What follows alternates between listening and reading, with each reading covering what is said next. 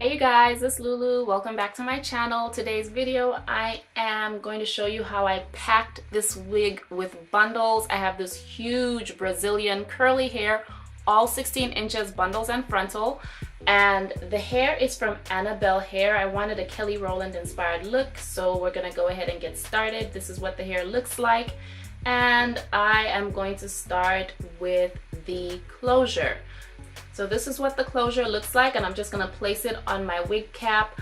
This is a slightly different wig cap than I'm used to. It's actually not a wig cap. I think it's for sleeping in, I don't know, but I got it because it was cheap. So I am just pinning my closure down and making sure it's tight all around so my stitching will be easy to do. And all I'm doing is sewing and then pulling the thread around the needle and then pulling through, so that way at each stitch the hair is secured. And if I accidentally cut the thread or if it accidentally breaks, it's okay because the whole thing won't unravel. And that's why I sew the way I sew. It takes a while, but it's a lot better in the long run. So I'm sewing all the way around to the end. I am not going to cut the thread. I'm just gonna let it dangle once I get to the end so I can start putting bundles. And I'm starting with the back. Well, we're gonna do a crescent shape, and this is a 16-inch bundle. I am going to double up the bundle. That's the only way I can get away with packing a wig with bundles. If you want to put like 4 to 6 bundles, I'm putting 4. You definitely have to double up the weft, okay? So I doubled up, and starting at the actual closure, I'm going to go to the other side, and I'm pinning the hair down first with pearlized pins. I just like them because they're white and it's easy for me to tell what I'm doing because I always work with black hair, almost always anyway. And I'm sewing my hair down and going along the perimeter of the wig cap. Once I get to the other side, I go ahead and secure the weft down by stitching twice, and I flip back. And then I'm going to go around, pin my hair down, and sew as I go to the other side. So I'm basically going from one side of the closure to the other side of the closure in a semicircle, going all the way up. This is the second bundle, and I'm going to do the exact same thing. Start where I left off and start sewing, going back and forth in the same motion. And I am going to go ahead and start with the third bundle. There it is. There's the texture. Looks really good. And what I have to do now is I have to fix the wig cap because it's a little bit bulky. So I'm just pinning it down on either side for now. Just fold and pin. And then as I go with my wefts, I will sew there and it will just kind of become one with the wig. That's basically all I'm going to do. So I'm going to pin my weft down and just sew back and forth and back and forth.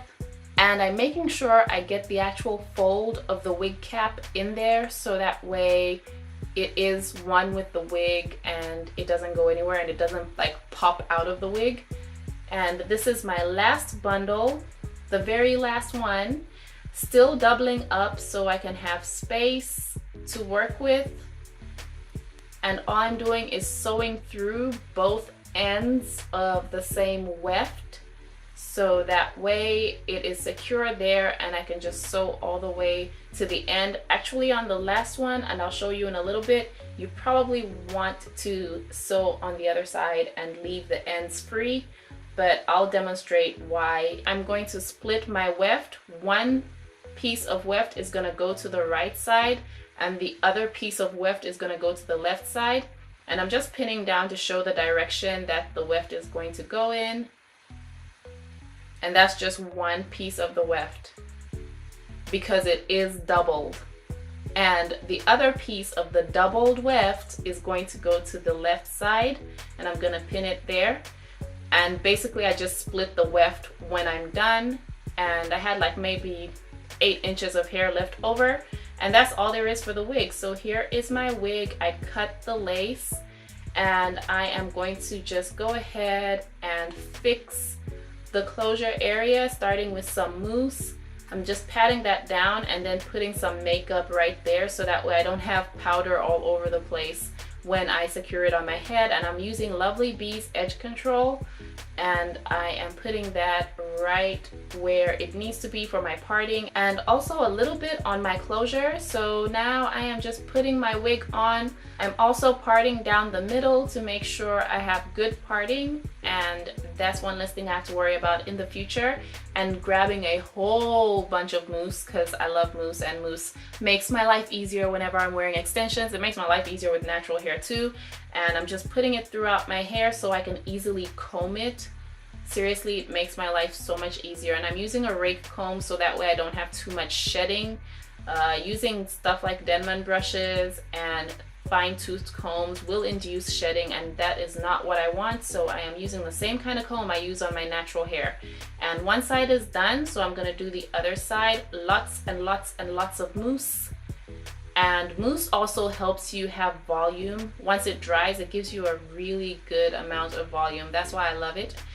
And I have this big hair, and I'm just working my mousse in and combing it forward, combing it in all directions to make sure I really get maximum volume.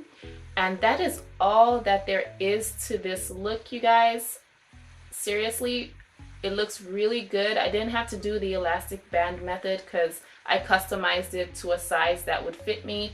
And all I'm doing here is just shaping it so the stray hairs actually blend in with the rest of the wig. I wanted a little bit of a circle look, and that is all there is for this video. Thank you so much for watching. As always, this is my Kelly Rowland inspired hair, and I had fun playing with it. If you enjoyed this video, don't forget to give me a big thumbs up, subscribe, comment down below, and I will talk to you in the next one.